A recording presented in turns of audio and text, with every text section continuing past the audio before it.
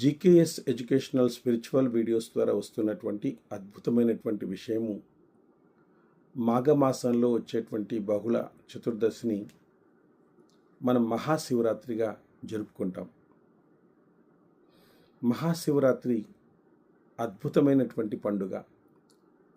సాధకులకు ఆత్మబలాన్ని, వైరాగ్యాన్ని ఇచ్చేటువంటి దివ్యమైనటువంటి పండుగ మహాశివరాత్రి. ఈ మహాశివరాత్రి రోజు భగవానుడు అగ్నిలింగంగా అవతరించినటువంటి రోజు. ఈ శివరాత్రి రోజు మనము శివార్చన చేయడము, శివ అభిషేకము చేయడము, ఉపవాసం చేయడము, జాగరణ చేయడము అనేటువంటిది ఈ శివరాత్రితో ముడిపడి ఉంది. మరి ఒక్కొక్క పూజా విధానంలో ఒక్కొక్క విషయాన్ని మనము ఈ శివరాత్రి ద్వారా మనం అర్థం చేసుకోవాలి. ఎందుకంటే శివునికి అభిషేకం చేయడం వల్ల వేసిన పదార్థాలన్నీ కూడా జారిపోతూ ఉంటాయి. నువ్వు పాలు వేసినా, పెరుగు వేసినా, తేనె వేసినా, నెయ్యి వేసినా ఇవన్నీ కూడా జారిపోతూ ఉంటాయి. అరూపరూపి అంటారు. అంటే శివలింగమే శివుడు కాదు, ఒక ప్రతిమగా అక్కడ ప్రతిష్ఠించడం అనేటువంటి జరిగింది. సో ఈ విధంగా వచ్చినటువంటివన్నీ కూడా జారిపోతుంటాయి. కాబట్టి జీవితంలో ఏవి శాశ్వతం కాదు.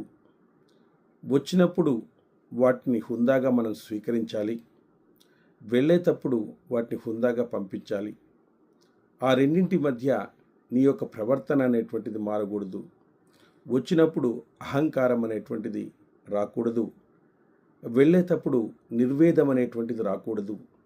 ఏది వచ్చినా అది వెళుతుంది, ఏది ఉందో అది వెళ్ళిపోవడం అనేటువంటిది లేదు. ఏదైతే మనకు ఉందో, అంటే మనకు ఆత్మ అనేటువంటిది ఉంది, ఈ ఆత్మ అనేటువంటిది వెళ్ళడం అనేటువంటిది జరగదు. మనం వెళ్ళినప్పుడే అది వెళుతుంది. కాబట్టి ఆత్మను సాక్షాత్కారం చేసుకోవాలి. కానీ ఈ వచ్చిపోయేటువంటి వాటిని మనం ఎప్పుడూ కూడా పట్టించుకోకూడదు అని చెప్పేసి అభిషేకంలో అద్భుతమైనటువంటి అంతరార్థాన్ని ఈ శివరాత్రి మనకు తెలియజేస్తుంది. అదేవిధంగా ఉపవాసం చేయడం. ఉపవాసానికి నిద్రకు చాలా సంబంధం ఉంది. మహర్షులందరికీ కూడా వారు రాత్రిపూట మేల్కొని ఉంటారు, పగటిపూట నిద్రిస్తారు. అదేవిధంగా మనము రాత్రిపూట నిద్రిస్తాము, పగటిపూట మేల్కొంటాము. కాబట్టి వాళ్ళు చేసేటువంటి, ఆ మహర్షులు చేసేటువంటి సాధన మనం ఆ రోజు చేయగలగాలి. ఆ రాత్రి భగవంతుని ఉపాసించాలి. అంటే ఉపవాసము అంటే భగవంతునికి దగ్గరగా ఉండి భగవత్ సంబంధమైనటువంటి విషయాలను వింటూ మనలో ఇంద్రియ నిగ్రహాన్ని పొందాలి. ఇంద్రియ నిగ్రహాన్ని మనము ఎప్పుడు పొందితే అప్పుడు ఆత్మానందం అనేటువంటిది కలుగుతుంది.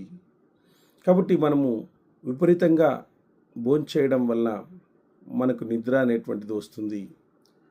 నిద్రకు కడుపుకు సంబంధం ఉంటుంది. ఎప్పుడైతే ఉపవాసం అనేటువంటిది ఉంటామో అప్పుడు మనము కొంతవరకు మేల్కొని ఉంటాము. దాన్నే జాగరణ అంటారు. సో జాగరణ అంటే ఇక్కడ నిద్రపోకుండా ఉండడం మాత్రమే కాదు, నిద్రపోకుండా తెలివిగా ఉండడం, మనల్ని మనము పరిశీలించుకోవడం, మనలోకి మనం తొంగి చూసుకోవడం. సో మనం ఏదైనా పట్టుకోకున్న దాన్ని గురించి మనం పట్టుకున్నామా, దేన్ని మనం వదిలేయాలి, దేన్ని మనం పట్టుకోవాలి, దేన్ని మనం వదిలేయాలి, దేన్ని మనం పట్టుకోవాలి అనేటువంటిది మనం ఒకసారి పరిశీలించుకోవాలి. ఆ పరిశీలన చేయడమే జాగరణ అని చెప్తారు. జాగరణ అంటే ఏదో టైంపాస్ చేయడం కాదు, టైం అయిపోయింది కదా అని చెప్పేసి. సో మన జీవితంలో ఇంతవరకు జరిగినటువంటి సంఘటనలను ఓసారి గుర్తు తెచ్చుకొని మనం ఏమైతే తప్పులను చేస్తున్నామో ఆ తప్పులను, స్వామి ఇంక నుంచి నేను చేయను, ఈ పశ్చాత్తాపపడుతున్నాను, ఇంక నుంచి ఈ తప్పులను నేను చేయను, భగవంతుడు చెప్పిన మార్గంలోనే నేను నడుస్తాను అని చెప్పేసి ఆ విధంగా భగవంతునికి మనల్ని మనము నివేదించుకోవడం. ఎప్పుడైతే ఆ విధంగా నివేదిస్తామో శివుడు కరుణామయుడు, దయాసముద్రుడు. చిన్న చిన్న సేవకే ఆయన ఎంతో సంతృప్తి పడతాడు. చిటికెడు విభూసి రాతి ఆయన ఆయన లింగం మీద కొన్ని నీళ్లను చల్లితే ఆయన సంతోషిస్తాడు. ఓం నమ శివాయ అనేటువంటి పంచాక్షరి మంత్రాన్ని మనము పలుకుతూ ఉంటే ఆయన సంబరపడిపోతాడు, మన తప్పులన్నీ క్షమిస్తాడు. కానీ ఆయన అందరికీ దేవుడు, అందరినీ సమానంగా చూసేటువంటి దేవుడు. దుష్టులకు కూడా వరాలను ఇచ్చినటువంటి వాడు. భస్మాసునికి వరాన్ని ఇచ్చినాడు, రావణాసునికి వరాన్ని ఇచ్చినాడు. కానీ వాళ్ళకు ఒకటే చెప్పాడు, ఏమని? మీరు ఈ వరాన్ని దుర్వినియోగం చేస్తే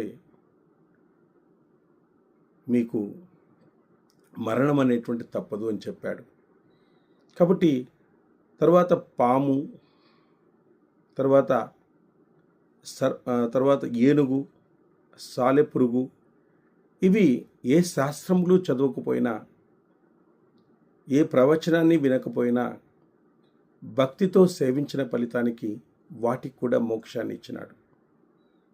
సర్వభూతదయ అనేటువంటి దానికి శివుడు ప్రత్యక్ష స్వరూపం. కాబట్టి అందరినీ సమానంగా చూస్తాడు. చిన్న చిన్న సేవకే తప్పించిపోతాడు. ఎందుకంటే కర్మఫలంలో వాళ్ళు ఎంతో తప్పు చేస్తుంటారు పార్వతి. కాబట్టి ప్రతి ఒక్కటి మనం అలాగా పట్టించుకొని పోతే కష్టము.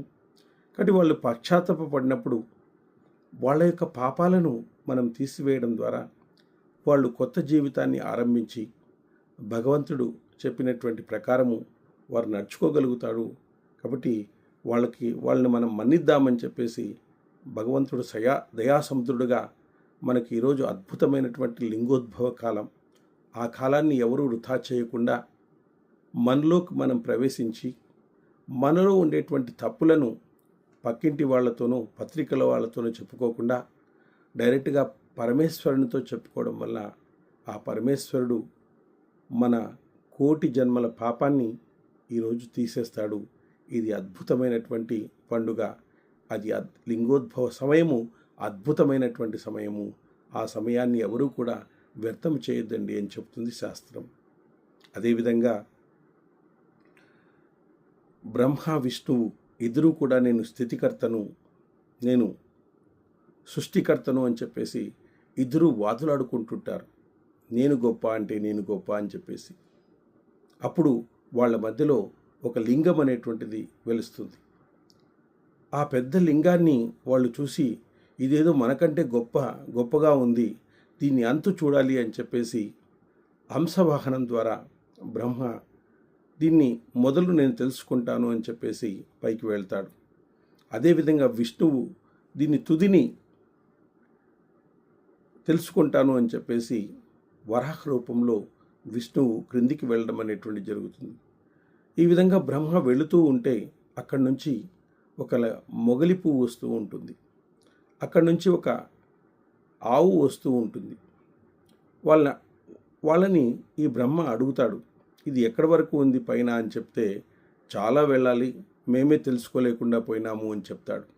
అప్పుడు వాళ్ళిద్దరిని పిలిచి, నేను ఈ పైనుండేటువంటి భాగాన్ని చూసినాను అని చెప్పేసి మీరిద్దరూ సాక్ష్యం చెప్పాలా అని చెప్పేసి బ్రహ్మ వాళ్ళని ఆదేశిస్తాడు. సృష్టికర్త కదా అని చెప్పేసి ఒప్పుకుంటారు. అదేవిధంగా ఆవు తన ముఖంతో ఒప్పుకుంటుంది, తోకతో మాత్రం నేను చెప్పనని ఒప్పుకుంటుంది అన్నమాట. అదేవిధంగా క్రిందికి వెళ్ళినటువంటి తుదిని తెలుసుకోవడానికి వెళ్ళినటువంటి విష్ణువు ఎంత వెతికినప్పటికీ కూడా తుదిని తెలుసుకోలేక పైకి వచ్చేస్తాడు. పైకి వచ్చిన తర్వాత వాళ్ళిద్దరి మధ్యలో పరమశివుడు ప్రత్యక్షమవుతాడు. అప్పుడు బ్రహ్మ అంటాడు, నేను దీని పైభాగంలో ఉండేటువంటి దాన్ని నేను తెలుసుకున్నాను అని చెప్తే, అప్పుడు నువ్వు అబద్ధం చెప్తున్నావు అని చెప్తాడు శివుడు. ఎందుకంటే అవి రెండు సాక్ష్యాలు కూడా చెప్తాయి. అవి కూడా అబద్ధం చెప్తున్నాయి అని చెప్పేసి గ్రహించి నీకు లోకంలో పూజ అనేటువంటిదే ఉండదు, మొగలి పువ్వు పూజకు పనికిరాదు. అదేవిధంగా ఆవు ముఖభాగం నుంచి అబద్ధం చెప్పింది, తోక భాగంలో నిజం చెప్పింది కాబట్టి ఆవు యొక్క పృష్ఠ భాగము మనకు పూజకు అనువైనటువంటి ప్రాంతము అని చెప్పేసి, అనువైనటువంటి ప్రదేశము అని చెప్పేసి ఆవుకు ఆ విధంగా చెప్పడం అనేటువంటి జరిగింది. అదేవిధంగా విష్ణువు తాను చూడలేదని చెప్పేసి చెప్తాడు. తాను చూడలేదు, పూర్తిగా నేను చూడలేదని చెప్తే అప్పుడు పరమేశ్వరుడు నాకంటే ఎక్కువగా, నాకంటే సమానంగా, నాతో పాటు సమానంగా నువ్వు భూలోకంలో పూక్షలంచుకుంటావు. అదేవిధంగా శివాయ విష్ణు రూపాయ శివరూపాయ విష్ణువే అని చెప్పేసి ఆ విధంగా శివుణ్ణి ధ్యానించిన, విష్ణువుని ధ్యానించిన ఒకటే అని చెప్పేసి అద్వైత సిద్ధిని కలగజేస్తాడు. అంటే ఈ కథ నుంచి మనం ఏం నేర్చుకోవాలంటే, ఈ ఆవు ముఖం చూడకూడదనో, మొగలి పువ్వు పెట్టకూడదనో కాదు. మనము అబద్ధం అనేటువంటిది చెప్పరాదు. సత్యాన్ని చెప్పినటువంటి వాళ్ళకి మోక్షం అనేటువంటిది లభిస్తుంది. సత్యాన్ని చెప్పినటువంటి వాళ్ళకి భగవంతుని యొక్క అనుగ్రహం లభిస్తుంది. అబద్ధాలు చెప్పడం అనేటువంటిది మానివేయాలి అనేటువంటిది ఈ కథ నుంచి మనం తెలుసుకోవాలి.